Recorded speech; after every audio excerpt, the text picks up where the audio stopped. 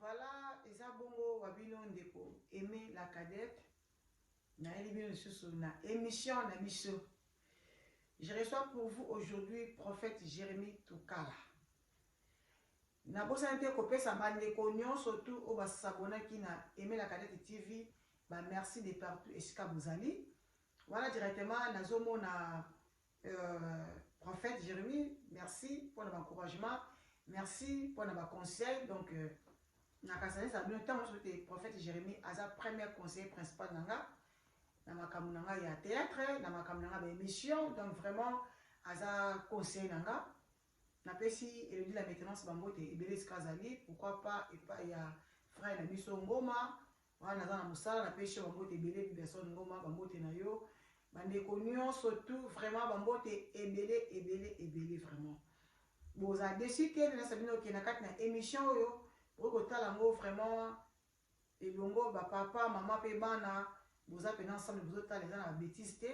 Donc émission sans polémique. Merci vraiment. Voilà na ki kotala mbala moko invité na ngai à journal de bonjour prophète Jérémie. Oui, bonjour aimer la cadette. Merci. Vraiment, merci. Non, la personne, merci pour nos yeux à pied levé. Ah oui, c'est la vie. La vie est un bon, imprévu, et la chose exacte. Vraiment. Na mon opé, prophète Bouminga, pour la mon opé, la coquille, la coquille, la mon. Prophète, le bible, le voilà, yoté, vous direz, tonton Mobo, Jeanne Mobo, mais secret des amis, non. Ah, ok. Te nasepela inazala boye lelo. Ok. Nasepela inazala boye na yaki nanga kotambola na cadre ya famille. Tellement mikolo ebele tomonani na bandeko ebele te bon. Mais ezala ngo pona eloko te. En tout cas, merci prophète.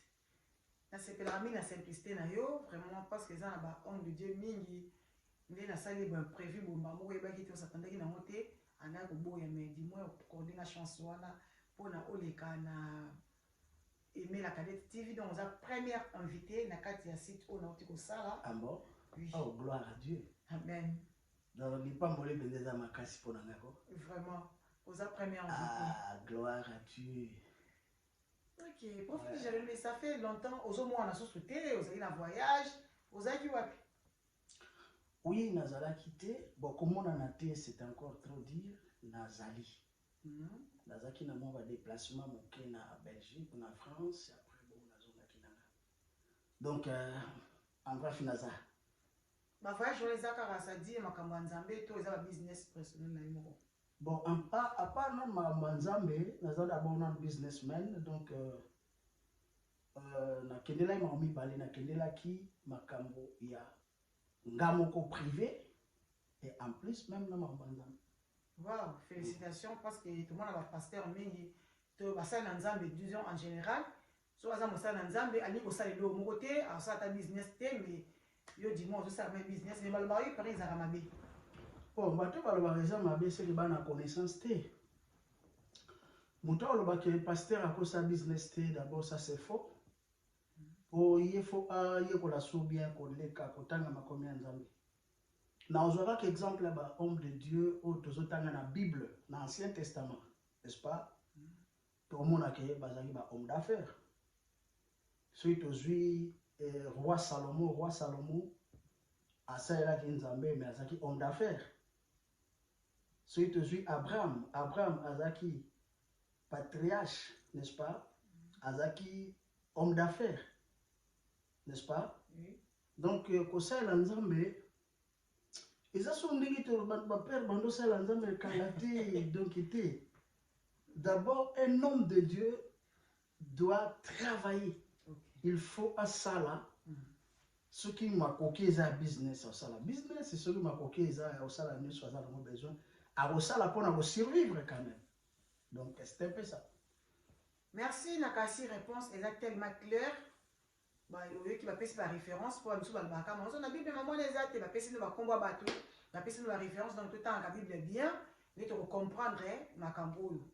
Donc na est bino émission site o ezali bon la théâtre bon moi émission na nzambe bon moi na masolo ezali donc eza penza te ke uniquement kaka pour na théâtre te ezaka uniquement te pour na beta na masolo te ba conseil pe ekizala vraiment vous avez dessus te nous c'est bino bon on a toujours vous avez coaché donc vous avez bon au CP là en fait Jérémie nalandaka yo bon on a d'autres disons na yamba ko na émission moko boye et puis on le belaka concernant la corona. Donc pour vous informer que nous avons ensemble en l'église à prophète Jérémie. Mais à tout ça une émission. Pardon, on a ça na CRF. Au prophète Jérémie Azali responsable. Exactement, pour prophète Jérémie à l'église. Je m'excuse. Pour y aller dans la bonté. Donc on a ensemble na CRF, donc CRF c'était du reste fidèle. Dans ce il y a 2019 peut-être 2020. Au pesa biso ba piste makambo ya corona au pesa ka ba bilembo na ngone kozalila effectivement tout le monde on peut na mois de na 2020 bon mars et bandi penza ko s'aggraver bon oyebisi biso pe lisusu ke o na 2020 c'est ce que tout le monde na 2020 déjà tout mukie na 2021 déjà c'est plus grave so na ta bonne mémoire on va makambo ko biso 10 ans et ben na ko changer ma forme. Vraiment, si quoi, on a joué batté. Aujourd'hui, c'est ça nini. Bon, et là, makambo ya corona oyoyo, je pense que et là, moi, salinga bien lobby que yambanga na émission na lobela ka makambo ya corona. Ba sakolebele ba lobela ki pe yango. Ba sakolebele ba pesa ba date aussi là. Oui. Ba sakolebele ba saki ba prière à marque na marque. Effectivement. Bon. Na condamné bango te parce que bazaki na ainsi dit na évité ainsi dit l'Éternel ou ainsi dit qui na évité.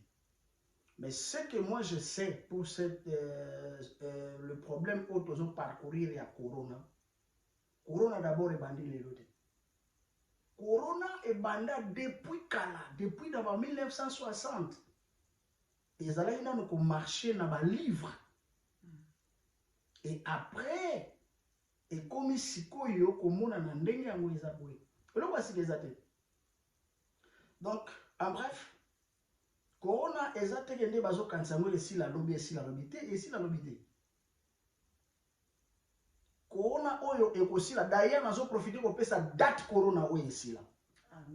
Corona ekosila le 31 décembre na 23h59 na 2029.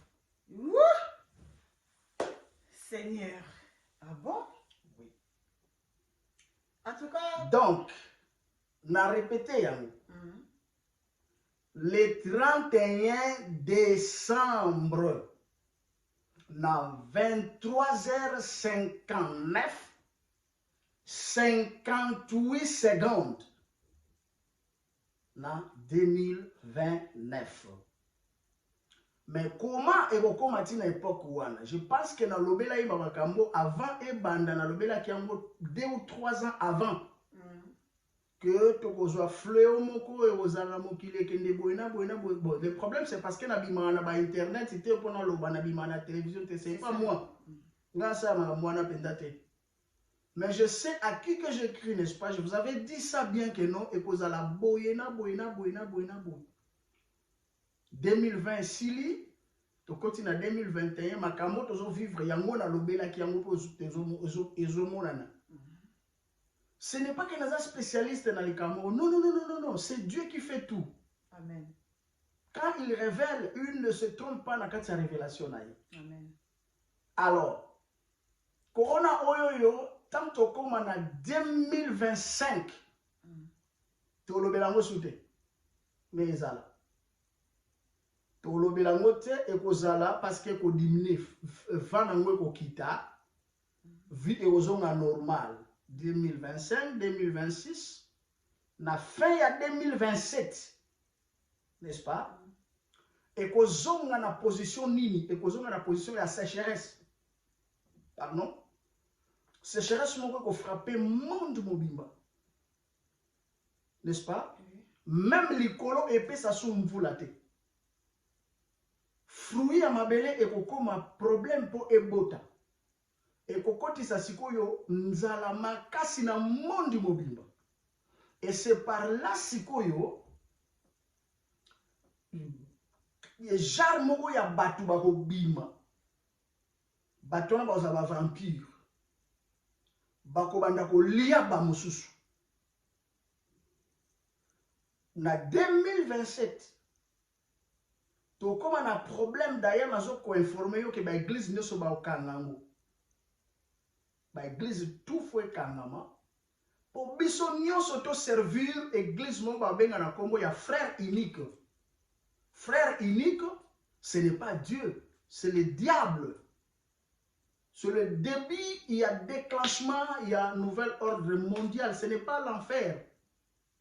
Donc c'est un peu ça, bon, il y a peut-être maintenant ça va moins éclaircissement pour la corona, bon.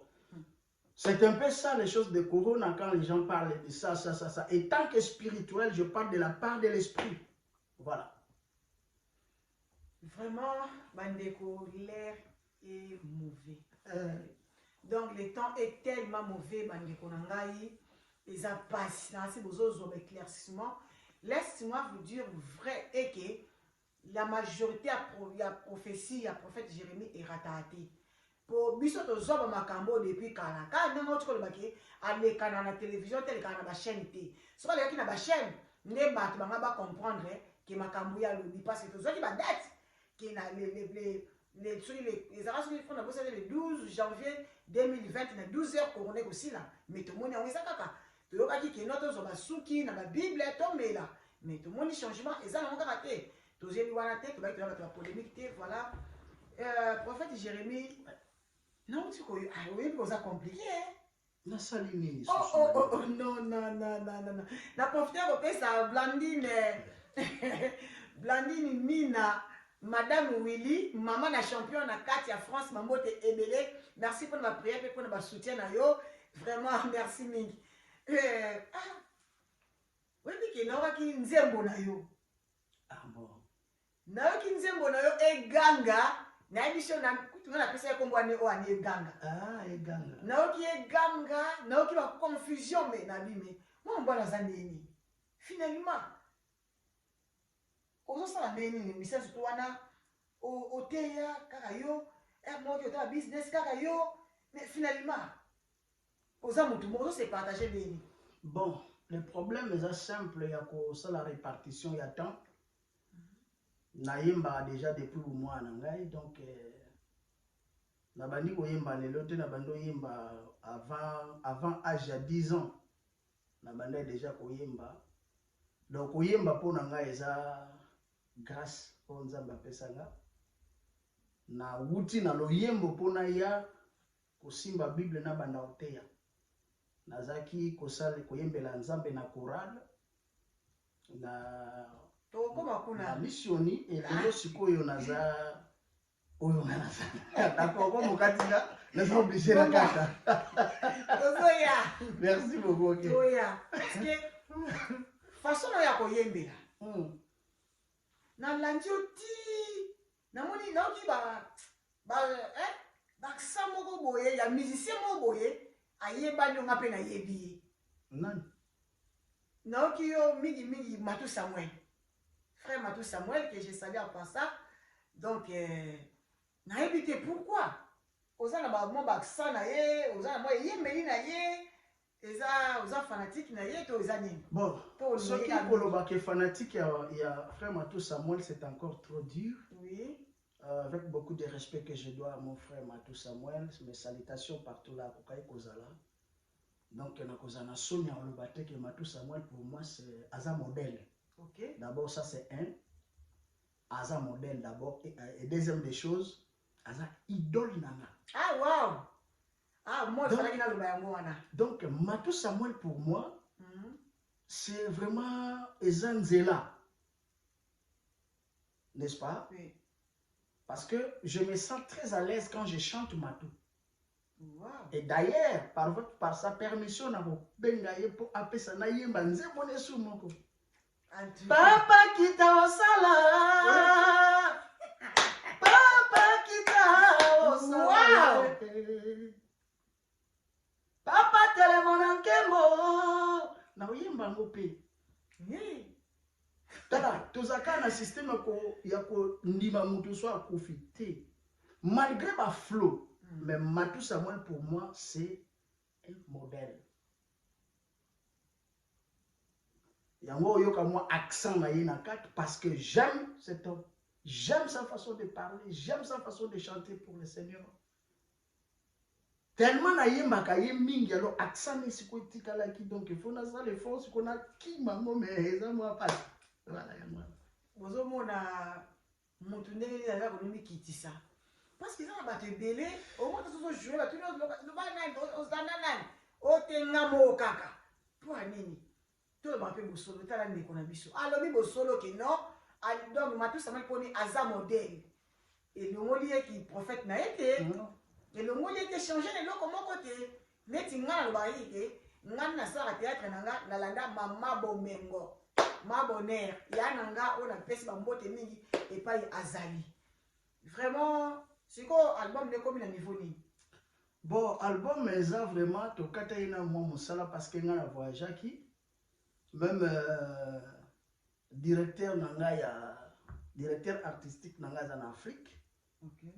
Donc album ezonga qui sont en Afrique pour na kutana ki problème ya ba cœur awa donc eta na kati ya monde musical tozana ba problème mingi ya temps ndeko mususu yango moni banzembo nanga nyoso ngambo na yembi ba voix nyonso yoki na kati eza bibale ngambo kam na yembi ba voix nyonso wana mais epesi monotonie alors na ba conseil ya ba mikolo ba dit que non faut cœur nanga ezala un peu mixte il y a raison pour laquelle album nanga en tout cas ezokende je pense que dans quelques mois ebima déjà mais ezonga ezna na Kinshasa pour na laboratoire sous bongo ezongela nga sous soir to continuer ce qu'on ça là donc c'est un peu ça secret des âmes vraiment mutu ça na secret na ye secret à moi na sebili makasi frère piché kikela na pêche bambote esika ozali kuna na Durene elongo na madame na bosani pe bana te bambote ebele pa na Frida Tamba vraiment musala esi ebandi prophète Jérémie naza kozongelo kaka mais pour na station église l'église est à niveau nini église au wapi église CRF bon, oui église CRF faisait vraiment envie ils ont fonctionné malgré tout un confinement bon biso to mi côté là déjà confinement par rapport il y a ainsi dit l'Éternel. Oui, amen. Donc biso to mizalela ki déjà na ndako to église ebunga te église ekufa pete po église ekokufa kata mokolo moko te po ezalaka kaka église biso nde batu to kokende mais église etikala. Amen. Donc si tu restes fidèle vraiment pas une esclave ensemble ils ont fonctionné banda tanyo sona tozaki na salle te tozana ndako mais to sambelaka chaque dimanche l'activité na biso il y a semaine nyonso du lundi jusqu'au vendredi to sambelaka donc to sambelaka kate samedi to sambelaka te mais to bandi dimanche lundi ti vendredi to sambelaka na biso kaka donc église eza vraiment en vie. Est-ce que CRF eza kaka awa na porto na Allemagne to te CRF eza na Allemagne, CRF eza na Kinshasa, CRF eza na Angola, CRF eza na minute to komi na CRF presque partout. Tout ça ce qu'on a CRF parce que CRF eza église, de CRF eza ministère. OK. N'est-ce pas? CRF cela veut dire cité du reste fidèle. N'est-ce pas? Yango wana CRF. Donc CRF eza nga eza yo eza ndeko wana bato bagumba meli na no balete bato baza correct na nzambe nde bangwana ba reste fidèle. Vraiment na kanisi bozo ka bien pour na maluba ya prophète Jérémie. Donc yé o benga ka prophète voyant Isaïe. Pour na mutu atteindre yo il fallait ça neni. Ça ne pour mutu a aza na posa asolo na yo mutu aza na posa mona yo bon il faut faire ça ni. Vous avez un bureau, vous avez un numéro, vous avez un numéro pour vous. Non, pour vous, vous avez un problème, tu es prévenu que vous avez un na benga ya bigo ma eme na zoleka na oleka nanga nazo kenanga pas conseiller nanga mais tikana leka ngape na conseiller nanga donc ndenge nga naza conseiller na ngape naza na conseiller nanga pe so conseiller nanga na makamu nanga maman ça ka compliqué hein Donc, sans plus tarder, n'a pas si conseiller nanga Udo Mbote. Donc, Udo, c'est mon conseiller à moi aussi. Ok, moi, nanga église, mais ça conseiller nanga maintenant. Pour moi, pas jouer un problème. Au benga na numéro nanga ya téléphone, mais ko benga nga anonymité pour le cater. Ko tia pe photo na yo ya mwana mukete pour na solo na bana mukete. Donc, so lingi ko atteindre ngai benga nga normal. Soit na WhatsApp, au komeli nga ke non azana besoin na yo na répondre yo. Mais dis-moi, na yamba téléphone air nyonso te po wa air musu na zana église na zana prière air musu na lali na linga ka pongi ya na lali. Vraiment. Donc naza compliqué te ozonga en fait. Na sibili mo boyoki ke prophète Jérémie aza compliqué te pour na rejoindre. Donc ceux qui osent prophète Jérémie comme tout ça matin soit ça moi SMS mo yebisié non prophète je suis un tel on a besoin soit na yo donc aza na compliqué te aza vraiment simple bino mutu bozo kanisa bomona tsoki bozo luka prophète Jérémie azali awa na Allemagne. Voilà prophète Jérémie comme que vers faire émission na biso na tikelo malwa peut-être oko yembe na biso ata moi séquence mo nzembo de matuma ko penza ko ngamo na beta ngo me na beta ngo selongai mais on est allé secret pour les aller na cuisine voilà mbango mais problème est que na yembe ko la yemba quand même extrait ya nzembo na ngai ya titre elongia motema. Donc elongia motema eza nzembo boka ba titre elongia motema bo lapa elongia motema donc cela veut dire elongia mutu et reflétaka motema na ndenge yango ekosa yango na titre na bona yembaka extrait pona ke musika te kotika te bayini basepela kufa na ngai kotika te balakisanga misapi na bango kotika te mokili yebeta lisolo na ngai o kotika te kino bakoma na point ya koloba na ngai nasuki Nzambe yakela moto na ililingi na ye azwa motema abomba yango na kati oyo monoko ekoloba ekowuta se na motema moto motema na nga etonda makambo ebele basekisinga na gentillesse ezanga bolingo bataleli ngai na miso ya mawa nzoka nde na mitema na bango bondo ketondi boyiba na chrétien motote pardon boyiba vraiment wana na chrétien te ayebisi bino tozana ba titre elongia motema est-ce que motema ezaka na elongi ezaka na elongi nango voilà vraiment papa na ngai tamso ozape na mwa bato na yo po kopesa mwa tambote. En tout cas, ça va muta bato ebele. So na bina bando tanga ba kombo eza penza ebele trop. Mais na pesi mbote na bandeko nyonso balingaka Nzambe pe balingaka prophète Jérémie. Voilà. Na pesi bango mbote bango nyonso. Poso na bando tanga na kotanga na obosa na okota conflit na mutu moko. Mais en tout cas vraiment nazo porter bino na motema. Nazo porter bino vraiment na motema bandeko nyonso basunga prophète Jérémie na ba prière na makambo nyonso vraiment nazala bino na motema. Nzambe alola pena apambola bino malgré ba faiblesse botika ngate. En tout cas likolo pona bino ezala ofungwama. Na bato pe balinga ngate problème ezate. Nzambe azaka na bino toza elongo. Merci. Merci wana ezaki malba prophète Jérémie mais pour ngai na koyebisa bino eke bambote na bino ebele bien surtout obo s'abonner pe ba s'abonner ki te ba s'abonner massivement na kati na aimer la Cadette TV ngai na koloba ete mbote mingi epai na yo elingi la maintenance ma coiffeuse moi so alingaka te aimer azala mutu salité na pêche mbote ebele pa ya Frida Tamba donc yeso akoti magasin atale la malité oza taille ya aimer moi so emi na taille ya ndeko na donc voilà waouh. Et la pêche ma botte et belé Frida Tamba. Papa nangai prophète Jérémie na pêche ma botte et belé parce qu'il est un coach. Merci beaucoup. Il est un coach à Kapenza donc il est pensandé donc voilà. tokomi pe na suka oyo ayoki kombo na ete asekete na eloko moko te mais du moins nalingaka bino nyonso tu nabaki na bino numéro na nga eza wana oyo aza na remarque oyo aza na lisolo apesa lisolo Blandine Mina nazozala lisolo oyebisaki nga donc voilà tokomi na biso na suka mwa liloba moko mpona site ya mama Aimé.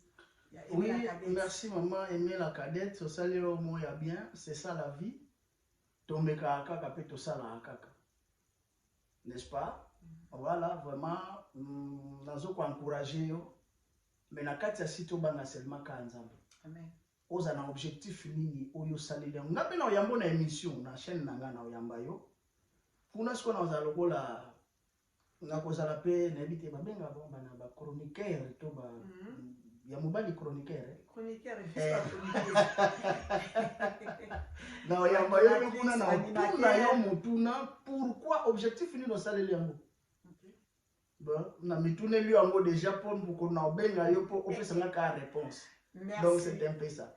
Merci totiki bino tokutani na prochaine numéro ya sika bozala malamu nzambe azala na ngambo na bino nde tokutani lisusu.